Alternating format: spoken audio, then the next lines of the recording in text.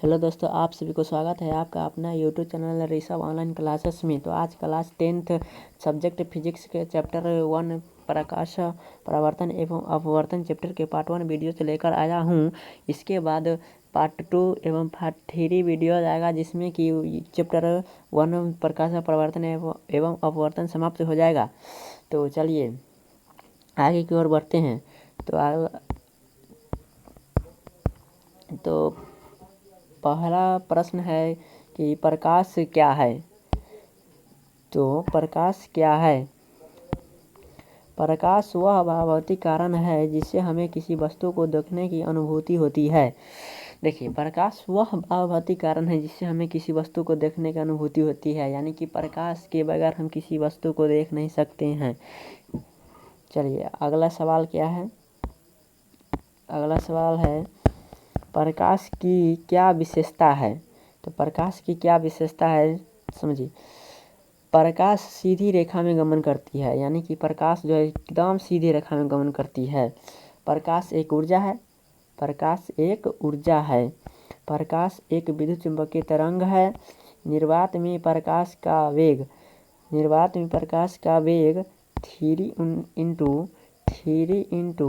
× 10⁸ प्रति metre second होता है। यहाँ 3 × 10⁸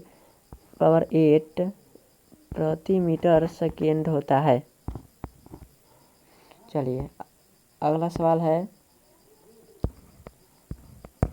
किरण क्या है। तो किरण क्या है? किरण प्रकाश के गमन पथ की दिशा को किरण कहते हैं, यानी कि मान लीजिए प्रकाश है, इसी गमन पथ की दिशा को किरण कहते हैं। प्रकाश के गमन पथ की दिशा को किरण कहते हैं।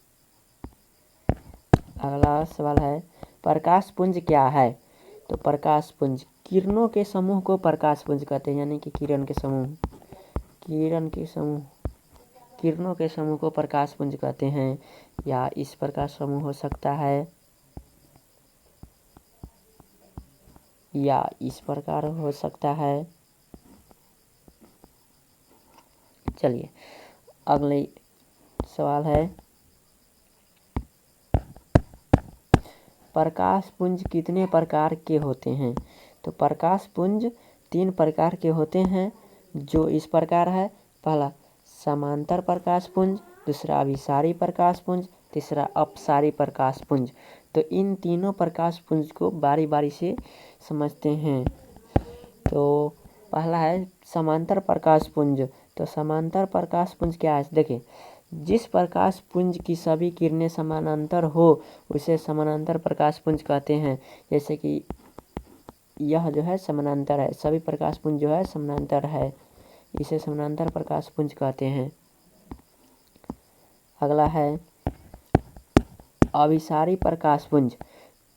तो जिस प्रकाश पुंज की सभी किरणें एक बिंदु पर मिलती है उसे अभिसारी प्रकाश पुंज कहते हैं।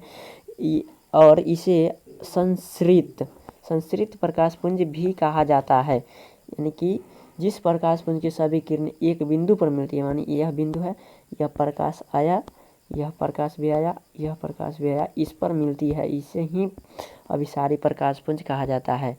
चलिए अगला है अपसारी प्रकाश पुंज। अपसारी प्रकाश पुंज क्या है, देखिए। जिस प्रकाश पुंज की सभी किरणें एक बिंदु से निर्गत होकर विभिन्न दिशाओं में फैल जाती है उसे अपसारी प्रकाश पुंज कहते हैं। इसे अपसृत प्रकाश पुंज भी कहते हैं। समझिए, जैसे कि यह जो है ना, एक बिंदु से निर्गत होकर, यानी कि यह बिंदु है, एक बिंदु से निर्गत होकर इस प्रकार निर्गत होकर विभिन्न दिशा में फैल जाती है उसे अपसारी प्रकाश पुंज कहा जाता है। तो चलिए अगला क्या है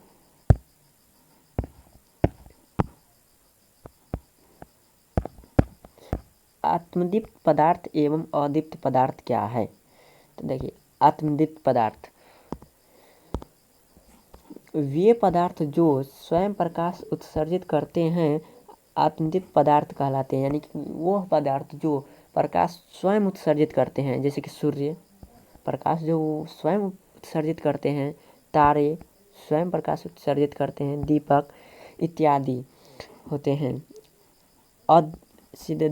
अदीप्त पदार्थ, वे पदार्थ जो प्रकाश उत्सर्जित नहीं करते हैं लेकिन प्रकाश की उपस्थिति में दिखाई पड़ते हैं, अदीप्त पदार्थ कहलाते हैं। जैसे पत्थर तो प्रकाश उत्सर्जित नहीं करते हैं परंतु प्रकाश की उपस्थिति में दिखाई देते हैं। टेबल प्रकाश उत्सर्जित नहीं करते हैं परंतु प्रकाश की उपस्थिति में दिखाई देते हैं। यदि प्रकाश नहीं रहेंगे तो पत्थर, टेबल, कुर्सी इत्यादि सब दिखाई नहीं पड़ेंगे, इसलिए इसे अदीप्त पदार्थ कहा जाता है। तो चलिए अगला पॉइंट से, अगला क्या है, पारदर्शी एवं अपारदर्शी पदार्थ क्या है। पारदर्शी पदार्थ जिन पदार्थों से होकर प्रकाश पूर्ण रूपेण आर पार निकल जाता है, पारदर्शी पदार्थ कहलाता है।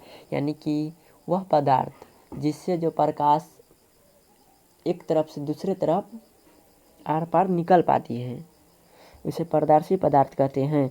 जैसे कांच, पानी इत्यादि है। अपारदर्शी पदार्थ जिन पदार्थों से होकर प्रकाश नहीं निकल पाता है, अपारदर्शी पदार्थ कहलाता है। जैसे कि वह पदार्थ जिससे कि प्रकाश एक पार से दूसरी पार नहीं निकल पाता है, जैसे कि पत्थर से प्रकाश एक बगल से दूसरे बगल नहीं जा सकता है, इसलिए इसे अपारदर्शी पदार्थ कहा जाता है। चलिए 8वां है, प्रकाश का परावर्तन क्या है।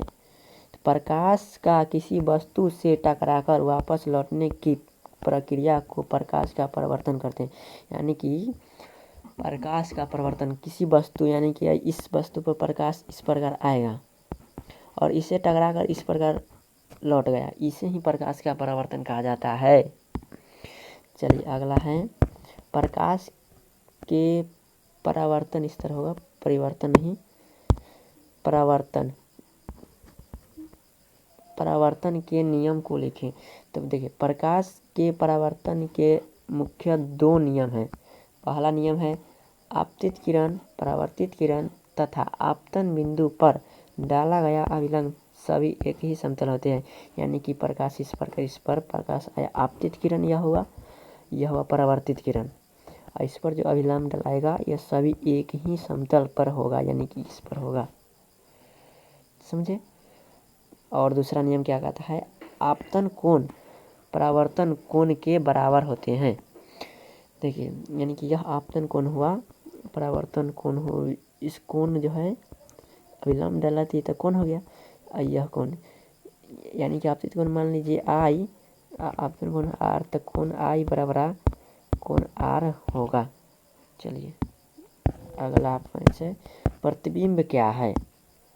तो प्रतिबिंब किसी बिंदु वस्तु से आ रही प्रकाश की किरणें परावर्तन या अपवर्तन के बाद जिस बिंदु पर संसरित होती है या उस बिंदु से अपसरित होती हुई प्रतीत होता है, तो उस बिंदु वस्तु का प्रतिबिंब कहा जाता है। किसी बिंदु वस्तु से आ रही प्रकाश की किरणें परावर्तन, यानी कि परावर्तन या अपवर्तन के बाद जिस बिंदु पर संसरित होती है या संसरित होती हुई प्रतीत होती है, उस बिंदु वस्तु का प्रतिबिंब कहा जाता है या कहते हैं। चलिए अगला पॉइंट है, वास्तविक प्रतिबिंब तथा आभासी प्रतिबिंब में अंतर। तो वास्तविक प्रतिबिंब, यह खाली वास्तविक प्रतिबिंब का है। देखिए यह किरणों के वास्तविक कटान से बनता है, यानी कि वास्तविक प्रतिबिंब जो है किरणों के वास्तविक कटान से बनता है। और दूसरा है, यह प्रतिबिंब हमेशा उल्टा बनता है, यानी कि वास्तविक प्रतिबिंब जो है उल्टा बनता है हमेशा।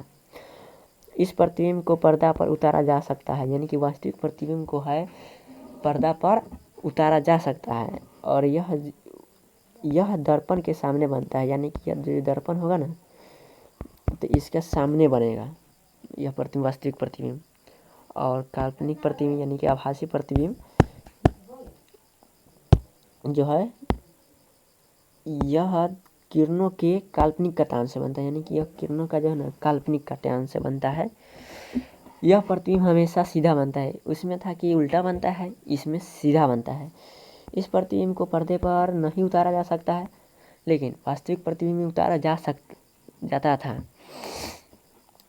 और यह जो दर्पण के पीछे बनता है, आभासी यानी काल्पनिक प्रतिबिंब दर्पण के पीछे बनता है और वास्तविक प्रतिबिंब दर्पण के आगे बनता है। आप चाहे तो इसे कॉलम बनाकर दोनों तरफ इस प्रकार इस बगल वास्तविक प्रतिबिंब के बारे में लिखेंगे और इस प्रकार इस बगल वास्तविक काल्पनिक प्रतिबिंब के बारे में लिखेंगे, बस हमारा अंतर हो जाएगा।